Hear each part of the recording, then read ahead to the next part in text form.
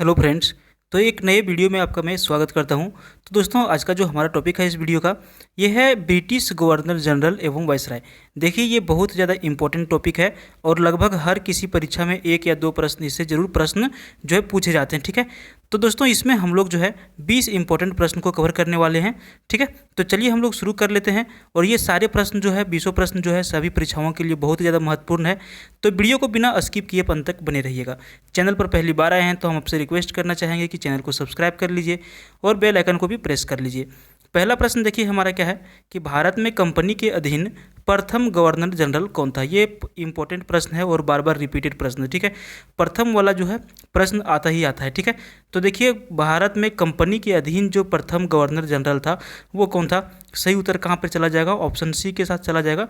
Warren Hastings जो थे ये भारत के यानी कि कंपनी के प्रथम गवर्नर जनरल थे। ठीक है, अगला प्रश्न यहाँ पर देखिए आपका क्या है कि निम्नलिखित में से कौन सा गवर्नर जनरल टीपू सुल्तान के समकालीन था। ठीक है, तो यहाँ पे ऑप्शन यहाँ पे जो भी है, तो टीपू सुल्तान सबसे पहले आपको यहाँ पे जानना पड़ेगा कि टीपू सुल्तान का समकालीन कौन सा गवर्नर जनरल था। ठीक है, तो राइट आंसर क्या हो जाएगा, ऑप्शन ये हो जाएगा कॉर्नवालिस जो है ये जनरल जो टीपू सुल्तान के समकालीन था। यहाँ पर आपका जो अगला प्रश्न है, कंपनी के अधीन गवर्नर जनरल के रूप में वारेन हेस्टिंग्स का जो कार्यकाल था वो कौन कौन सा था। ठीक है, तो सही उत्तर क्या हो जाएगा, ऑप्शन बी हो जाएगा। 1774 ईस्वी से लेकर के 1785 ईस्वी तक इनका क्या था, कार्यकाल था। कब, ये जब कंपनी के अधीन जब ये गवर्नर जनरल बने थे तब का। ठीक है, अगला प्रश्न जो आपका है, किस गवर्नर जनरल ने सरकारी खजाने की मुर्शिदाबाद से कलकत्ता स्थानांतरित किया था। ठीक है, तो सही उत्तर हो जाएगा ऑप्शन सी। वारेन हेस्टिंग्स जो थे इन्होंने क्या किया था कि सरकारी जो खजाना है उसको मुर्शिदाबाद से स्थानांतरित करके कहाँ पर लाया था, कलकत्ता लाया था। यहाँ पर जो आपका अगला प्रश्न है, ये कोड ऑफ जेंटू लॉ, ठीक है, यहाँ पे एक नियम आया था। ठीक है, किस गवर्नर जनरल ने इसको तैयार करवाया था या फिर तैयार किया था। तो सही उत्तर हो जाएगा ऑप्शन सी, वारेन हेस्टिंग्स ने इसको तैयार किया था। ठीक है, अगला जो आपका प्रश्न है, विलियम जोन्स ने बंगाल एशियाटिक सोसाइटी की स्थापना की थी। उस वक्त भारत में ईस्ट इंडिया कंपनी का जो गवर्नर जनरल था वो कौन था। तो सही उत्तर हो जाएगा ऑप्शन सी, वारेन हेस्टिंग्स। ठीक है, यहाँ पर जो आपका अगला प्रश्न है, जोनाथन डंकन ने बनारस में संस्कृत विश्वविद्यालय की स्थापना की थी। उस वक्त भारत में ईस्ट इंडिया कंपनी का जो गवर्नर जनरल था वो कौन था। सही उत्तर ऑप्शन सी के साथ चला जाएगा, वारेन हेस्टिंग्स। ठीक है, देखिए बहुत सारे गवर्नर जनरल ऐसे थे जिन्होंने भारत के हित में भी काम किया था और वैसे व्यक्तियों के बारे में यहाँ पे प्रश्न जो है जरूर पूछा जाता है। ठीक है, अगला प्रश्न देखिए, भारत का पहला समाचार पत्र द बंगाल गजट, ठीक है, क्या है, भारत का पहला समाचार पत्र द बंगाल गजट प्रकाशन 1780 ईस्वी में शुरू हुआ था।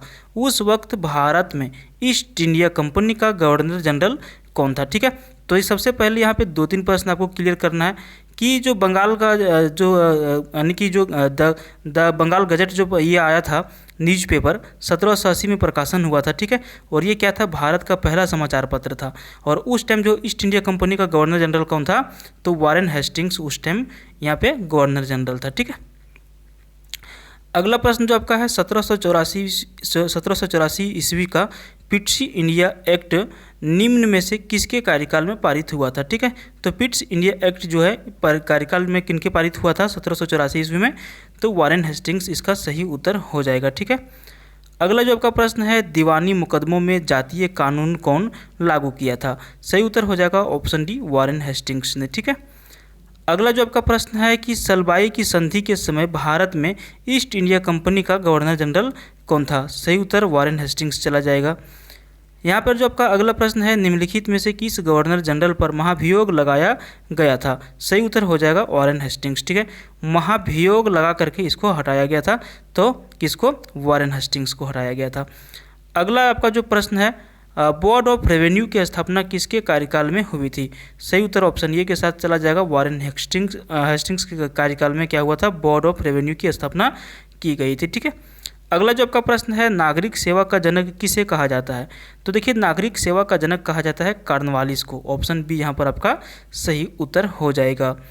अगला जो आपका प्रश्न है, कॉर्नवालिस कोड आधारित था। तो देखिए कॉर्नवालिस का जो कोड था वो किस चीज़ के ऊपर आधारित था, तो ये आधारित था शक्तियों के पृथक्करण के सिद्धांत पर।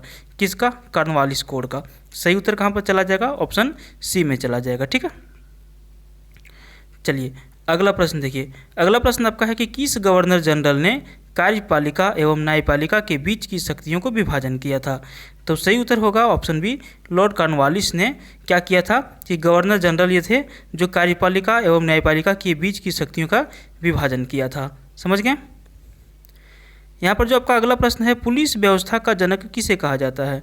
तो सही उत्तर चला जाएगा ऑप्शन बी के साथ, कॉर्नवालिस के साथ। ठीक है, चलिए यहाँ पर जो आपका अगला प्रश्न है, बंगाल का टाइगर किसे कहा जाता था। ठीक है, तो देखिए बंगाल का टाइगर किसे कहा जाता था, सही उत्तर हो जाएगा ऑप्शन डी, वेलेजली को। ठीक है, लॉर्ड वेलेजली जो था इसे क्या कहा जाता था, बंगाल का टाइगर कहा जाता था। समझ गए।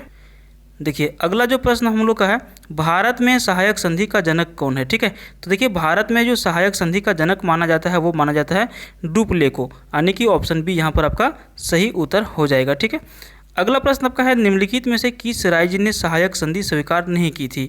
तो इसका सही उत्तर कहाँ पर चला जाएगा, ऑप्शन ए के साथ चला जाएगा। इंदौर जो है इन्होंने क्या किया था कि सहायक संधि स्वीकार नहीं किए थे। तो दोस्तों इस वीडियो में इतना ही, 20 इंपॉर्टेंट प्रश्न को अपने इसमें कवर किया। वीडियो देखने के लिए धन्यवाद। चैनल को सब्सक्राइब कीजिए और वीडियो को लाइक करिए।